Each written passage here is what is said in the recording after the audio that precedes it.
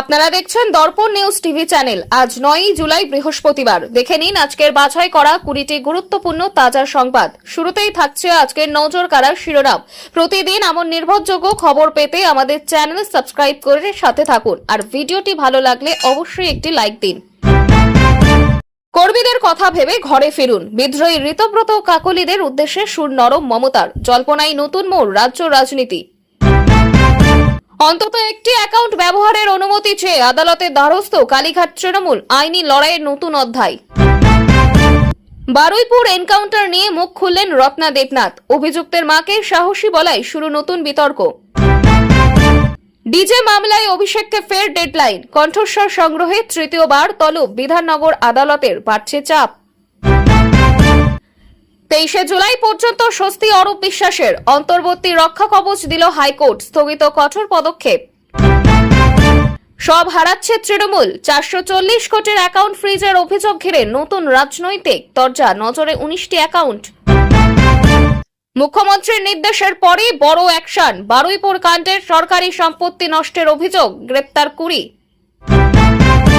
দলীয় অর্থে চপার বিমান কেনা হয়, ভাড়ায় ব্যবহার। ইডির তদন্তে তহবিল তছরূপের অভিযোগের নতুন চাঞ্চল্য। বারুইপুর কাণ্ডে কিভাবে ঘটেছিল গোটা অপরাধ, পুলিশের হাতে উঠে এলো চাঞ্চল্যকর তথ্য। তদন্তে নতুন মোড়। নিজের দলের কর্মীকেই সপাটে চড় মারলেন মমতা। মিছিলে বিশৃঙ্খলার মাঝে মেজাজ হারিয়ে তুমুল বিতর্ক। কালীঘাটের মিছিলে ধুন্ধুমার। জয় শ্রীরাম ও চোর স্লোগানে তৃণমূল বিজেপির সংঘর্ষ। রণক্ষেত্র বালিগঞ্জ ফাঁড়ি। তৃণমূলের টাকায় বিমান হেলিকপ্টার কেনা হয়েছিল। ইডির তদন্তে 160 কোটি লেনদেন ঘিরে চাঞ্চল্য। ও যা করেছে তার ফল পেয়েছে। পুলিশের গুলিতে নিহত প্রভাসের দেহ নিতেও অস্বীকার মায়ের। বারুইপুর কাণ্ডে আবেগঘন মোড়। বারুইপুর ধর্ষণ খুন কাণ্ডে তদন্তে একের পর এক নতুন তথ্য। পুলিশের হাতে গুরুত্বপূর্ণ সূত্র, বাড়ছে চাঞ্চল্য। বারুইপুর থেকে ইডির তদন্ত। একদিনেই রাজ্য রাজনীতিতে একাধিক বিস্ফোরক ঘটনা। তৃণমূলকে ঘিরে উত্তাল বাংলা।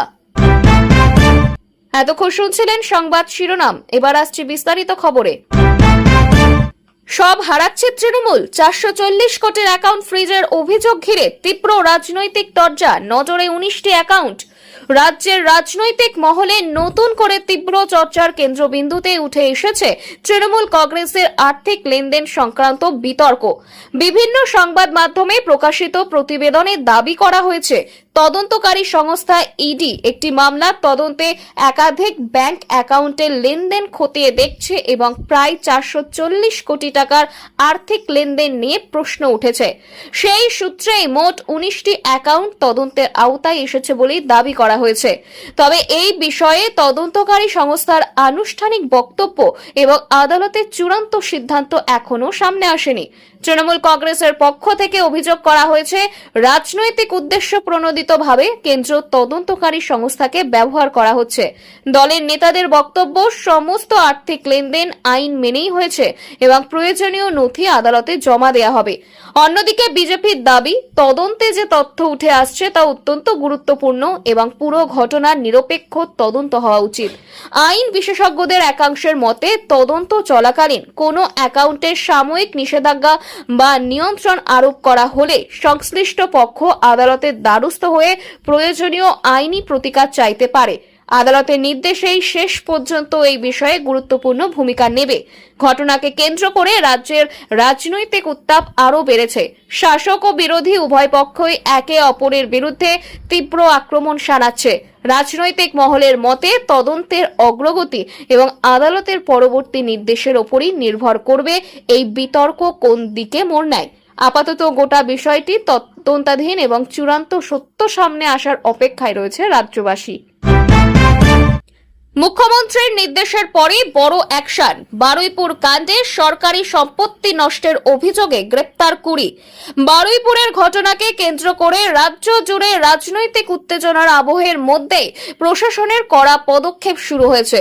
বিভিন্ন সংবাদ মাধ্যমের প্রতিবেদন অনুযায়ী সরকারি সম্পত্তি ভাঙচুর ও আইন শৃঙ্খলা পরিস্থিতির অবনতি ঘটানোর অভিযোগে পুলিশ ইতিমধ্যে 20 জনকে গ্রেপ্তার করেছে। ঘটনার পর মুখ্যমন্ত্রী আইন শৃঙ্খলা রক্ষায় কঠোর অবস্থান নেওয়ার নির্দেশ দিয়েছেন বলেও প্রশাসনিক সূত্রে দাবি করা হয়েছে। পুলিশের প্রাথমিক তদন্তের অভিযোগে বিক্ষোভ চলাকালীন একাধিক সরকারি সম্পত্তি ক্ষতিগ্রস্ত হয় এবং পরিস্থিতি নিয়ন্ত্রণে আনতে অতিরিক্ত পুলিশ মোতায়েন করতে হয়। ঘটনার সঙ্গে জড়িতদের শনাক্ত করতে সিসিটিভি ফুটেজ, ভিডিও এবং অন্যান্য ডিজিটাল প্রমাণ খতিয়ে দেখা হচ্ছে। তদন্তের ভিত্তিতে আরো কয়েকজন জিজ্ঞাসাবাদকেও করা হতে পারে বলে সূত্রের খবর। এই ঘটনাকে ঘিরে রাজনৈতিক চাপানুতরও শুরু হয়েছে। শাসক দলের দাবি, আইন নিজের পথে চলবে এবং সরকারি সম্পত্তি নষ্ট করলে কাউকেই ছাড় দেওয়া হবে না। অন্যদিকে বিরোধী দলগুলির অভিযোগ, বেছে বেছে গ্রেপ্তার করা হচ্ছে এবং পুরো ঘটনার নিরপেক্ষ তদন্ত প্রয়োজন। আইন বিশেষজ্ঞদের মতে, সরকারি সম্পত্তি নষ্টের অভিযোগ প্রমাণিত হলে সংশ্লিষ্ট ধারায় কঠোর শাস্তির বিধান রয়েছে। তবে প্রত্যেক অভিযুক্তেরই আদালতে নিজেদের বক্তব্য রাখার এবং আইনি প্রতিরক্ষার অধিকার রয়েছে। এখন গোটা ঘটনার দিকে নজর রয়েছে তদন্তকারী সংস্থা ও আদালতের পরবর্তী পদক্ষেপের ওপর। তদন্ত যত এগোবে ততই নতুন তথ্য সামনে আসতে পারে।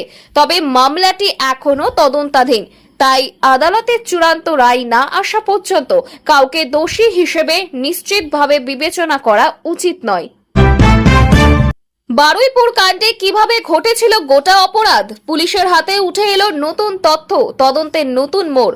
বারুইপুরের বহুল আলোচিত ধর্ষণ ও খুনের ঘটনাকে ঘিরে তদন্তে একের পর এক নতুন তথ্য আসছে সামনে বলেই পুলিশ সূত্রে দাবি করা হচ্ছে। তদন্তকারী কর্মকর্তারা ঘটনাস্থল থেকে সংগ্রহ করা ফরেনসিক নমুনা, সিসিটিভি ফুটেজ, মোবাইল ফোনের তথ্য এবং প্রত্যক্ষদর্শীদের বয়ান খতিয়ে দেখছেন। সেই ভিত্তিতেই ঘটনার সম্ভাব্য ক্রম পুনর্গঠনের চেষ্টা চলছে। পুলিশের দাবি, ঘটনার আগে ও পরে অভিযুক্তের গতিবিধি সম্পর্কে গুরুত্বপূর্ণ কিছু তথ্য পাওয়া গিয়েছে। তদন্তকারীরা বিভিন্ন ডিজিটাল প্রমাণ ও প্রযুক্তিগত তথ্য বিশ্লেষণ করে ঘটনার সঙ্গে জড়িত প্রত্যেক ব্যক্তির ভূমিকা যাচাই করছেন। পাশাপাশি ফরেনসিক পরীক্ষার রিপোর্ট এবং অন্যান্য বৈজ্ঞানিক প্রমাণও মামলার তদন্তে গুরুত্বপূর্ণ ভূমিকা পালন করবে বলেই মনে করা হচ্ছে। পুলিশের দাবি, ঘটনার আগে ও পরে অভিযুক্তের গতিবিধি সম্পর্কে গুরুত্বপূর্ণ কিছু তথ্য পাওয়া গেছে। তদন্তকারীরা বিভিন্ন ডিজিটাল প্রমাণ ও প্রযুক্তিগত তথ্য বিশ্লেষণ করে ঘটনার সঙ্গে জড়িত প্রত্যেক ব্যক্তির ভূমিকা যাচাই করছেন। পাশাপাশি ফরেনসিক পরীক্ষার রিপোর্টও গুরুত্বপূর্ণ ভূমিকা পালন করবে বলেই মনে করা হচ্ছে। ঘটনার পর থেকে এলাকা জুড়ে ব্যাপক ক্ষোভ ছড়িয়ে পড়ে। বিভিন্ন রাজনৈতিক দল এবং সামাজিক সংগঠন দ্রুত ও নিরপেক্ষ তদন্তের দাবি জানিয়েছে। প্রশাসনের পক্ষ থেকেও জানানো হয়েছে, তদন্তে কোনো রকম গাফিলতি বরদাস্ত করা হবে না এবং দোষীদের বিরুদ্ধে আইন অনুযায়ী কঠোর ব্যবস্থা নেওয়া হবে। এদিকে আইন বিশেষজ্ঞদের মতে, তদন্তের স্বার্থে পুলিশের হাতে থাকা সমস্ত তথ্য প্রকাশ করা সম্ভব নয়। আদালত চার্জশিট জমা দেয়া এবং বিচার প্রক্রিয়ার সময় অধিকাংশ প্রমাণ আনুষ্ঠানিকভাবে উপস্থিত হবে। তাই বর্তমানে যেসব তথ্য সামনে আসছে সেগুলি তদন্তের অংশ মাত্র। মামলাটি এখনো তদন্তাধীন। আদালতের চূড়ান্ত রায় না আসা পর্যন্ত অভিযুক্তদের বিরুদ্ধে ওঠা অভিযোগ প্রমাণিত হলে বলে ধরে নেওয়া উচিত নয়। তদন্ত যত এগোবে ততই নতুন তথ্য সামনে আসতে পারে বলেই মনে করা হচ্ছে। নিজের দলের কর্মীকেই সপাটে চড় মারলেন মমতা। মিছিলে বিশৃঙ্খলার মাঝে মেজাজ হারিয়ে তুমুল বিতর্ক। রাজনৈতিক কর্মসূচির মাঝেই মুখ্যমন্ত্রী ও তৃণমূল কংগ্রেস নেত্রী মমতা বন্দ্যোপাধ্যায়ের একটি ভিডিও সামাজিক মাধ্যমে ছড়িয়ে পড়ার পর নতুন রাজনৈতিক বিতর্কের সৃষ্টি হয়েছে। ভিডিওতে দেখা যায়, মিছিলে ভিড় ও বিশৃঙ্খলার মধ্যে তিনি এক কর্মীকে ধাক্কা বা চড় মারছেন বলেই দাবি করা হচ্ছে। ভিডিওটি প্রকাশ্যে আসতেই শাসক ও বিরোধী শিবিরে শুরু হয়েছে তীব্র বাকযুদ্ধ। তৃণমূলের একাংশের দাবি, মিছিলে শৃঙ্খলা বজায় রাখতে গিয়ে ওই ঘটনা ঘটেছে এবং বিষয়টিকে অযথা রাজনৈতিক রং দেওয়া হচ্ছে। অন্যদিকে বিরোধীদের অভিযোগ, এই ঘটনা সাধারণ কর্মীদের প্রতি দলের আচরণের প্রতিফলন। তারা বিষয়টি নিয়ে মুখ্যমন্ত্রীর সমালোচনা করেছেন। রাজনৈতিক বিশ্লেষকদের মতে, বড় জনসমাবেশ নিরাপত্তা, ভিড় নিয়ন্ত্রণ এবং শৃঙ্খলা বজায় রাখা সব সময়ই একটি বড় চ্যালেঞ্জ। সেই পরিস্থিতিতে নেতাদের আচরণ জনসমক্ষে বিশেষভাবে আলোচিত হয়। ফলে এই ঘটনাও স্বাভাবিকভাবে রাজনৈতিক বিতর্কের কেন্দ্রে উঠে আসছে। ভিডিওটি নিয়ে বিভিন্ন মহলে নানা ব্যাখ্যা দেয়া হলেও ঘটনার পূর্ণ প্রেক্ষাপট সম্পর্কে ভিন্ন ভিন্ন দাবি সামনে এসেছে। ভিডিওর সীমিত অংশ দেখে সম্পূর্ণ পরিস্থিতি সম্পর্কে নিশ্চিত সিদ্ধান্তে পৌঁছানো কঠিন, তাই ঘটনাটি মূল্যায়নের ক্ষেত্রে সম্পূর্ণ প্রেক্ষাপট বিবেচনা করা প্রয়োজন। ঘটনার জেরে রাজনৈতিক চাপানুতর আরো তীব্র হয়েছে। তবে ভিডিওতে যা দেখানো যাচ্ছে তার ব্যাখ্যা নিয়ে বিভিন্ন পক্ষের বক্তব্য আলাদা। জনসমক্ষে থাকা তথ্যের ভিত্তিতে আলোচনা চলছে এবং বিষয়টি নিয়ে রাজনৈতিক বিতর্ক অব্যাহত রয়েছে। কর্মীদের কথা ভেবে ঘরে ফিরুন, বিদ্রোহী ঋতব্রত কাকলিদের উদ্দেশ্যে সুর নরম মমতার। জল্পনায় নতুন মোড় রাজ্য রাজনীতি। পশ্চিমবঙ্গের রাজনৈতিক মহলে ফের আলোচনার কেন্দ্রবিন্দুতে তৃণমূল কংগ্রেসের সাংগঠনিক পরিস্থিতি। বিভিন্ন সংবাদ মাধ্যমের প্রতিবেদন অনুযায়ী দল ছেড়ে দূরে সরে যাওয়া বা ভিন্ন অবস্থান নেয়ার কিছু নেতাকে উদ্দেশ্য করে মুখ্যমন্ত্রী ও তৃণমূল নেত্রী মমতা বন্দ্যোপাধ্যায়ের সমঝোতার বার্তা দিয়েছেন। তিনি কর্মীদের স্বার্থকে অগ্রাধিকার দিয়ে পুরনো সহকর্মীদের দলে ফিরে আসার আহ্বান জানিয়েছেন বলেই দাবি করা হয়েছে। এই বক্তব্য সামনে আসতেই রাজনৈতিক মহলে নতুন করে জল্পনা শুরু হয়েছে। পর্যবেক্ষকদের একাংশের মতে আগামী রাজনৈতিক লড়াইকে সামনে রেখে দলীয় ঐক্য আরো শক্তিশালী করার চেষ্টা করছে তৃণমূল। দীর্ঘদিনের অভিজ্ঞ নেতা কর্মীদের ফের সক্রিয় ভূমিকায় আনতে নেতৃত্ব ইতিবাচক বার্তা দিচ্ছে বলে আলোচনা শুরু হয়েছে। তবে বিরোধী দলগুলির দাবি এটি দলের অভ্যন্তরীণ সমস্যার প্রতিফলন। তাদের বক্তব্য, নেতৃত্বের এই আহ্বান প্রমাণ করছে যে সংগঠনের ভিত মজবুত রাখাই এখন শাসক দলের অন্যতম বড় চ্যালেঞ্জ। যদিও তৃণমূল নেতৃত্ব এই অভিযোগ মানতে নারাজ, তাদের বক্তব্য, বড় রাজনৈতিক দলে মতপার্থক্য থাকতেই পারে এবং আলোচনার মাধ্যমে তার সমাধান হওয়া স্বাভাবিক। এখন নজর রয়েছে এই আহ্বানের পর সংশ্লিষ্ট নেতারা কি সিদ্ধান্ত নেন। তারা দলে ফিরবেন কিনা নাকি আগের অবস্থানেই অনড় থাকবেন তা সময়ই বলবে। আপাতত এই ঘটনাকে ঘিরে রাজ্যের রাজনৈতিক মহলে জোর চর্চা শুরু হয়েছে এবং আগামী দিনে বিষয়টি আরো গুরুত্বপূর্ণ মোড় নিতে পারে বলে মনে করছেন রাজনৈতিক বিশ্লেষকরা। বারুইপুর এনকাউন্টার নিয়ে মুখ খুললেন রত্না দেবনাথ। অভিযুক্তের মাকে সাহসী বলাই শুরুর নতুন বিতর্ক। বারুইপুরের বহুল আলোচিত ঘটনার পুলিশের এনকাউন্টারকে ঘিরে রাজনৈতিক বিতর্ক এখনো অব্যাহত। এরই মধ্যে এক জনসমক্ষে বক্তব্য রাখতে গিয়ে রত্না দেবনাথ অভিযুক্তের মাকে সাহসী বলে উল্লেখ করেছেন বলে বিভিন্ন সংবাদ মাধ্যমে প্রকাশিত হয়েছে।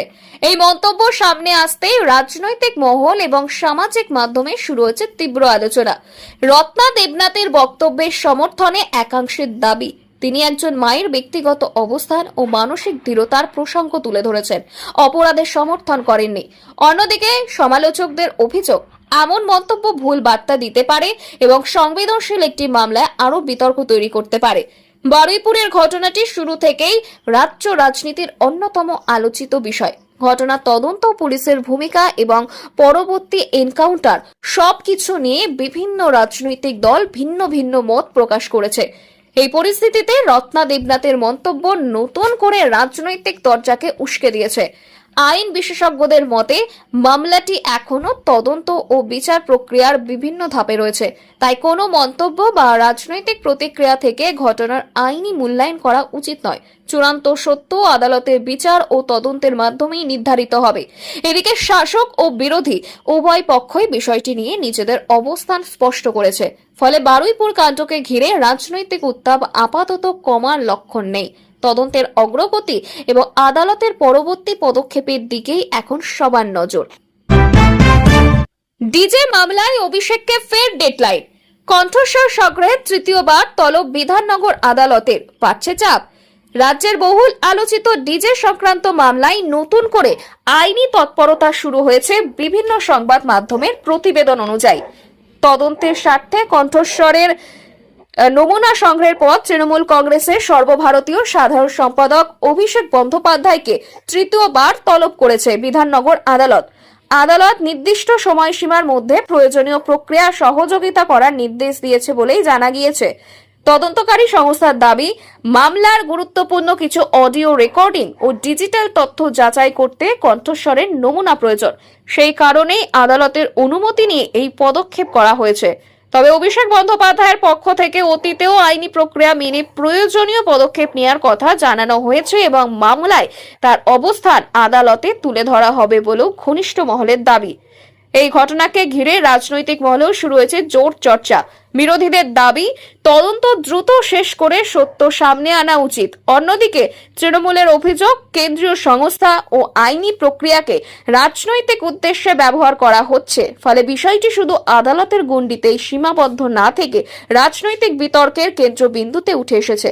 আইন বিশেষজ্ঞদের মতে, কণ্ঠস্বরের নমুনা সংগ্রহের তদন্তের একটি স্বীকৃতি পদ্ধতি। তবে আদালতের নির্দেশ, তদন্তের অগ্রগতি এবং আইন যুক্তির ভিত্তিতে পরবর্তী পদক্ষেপ নির্ধারিত হবে।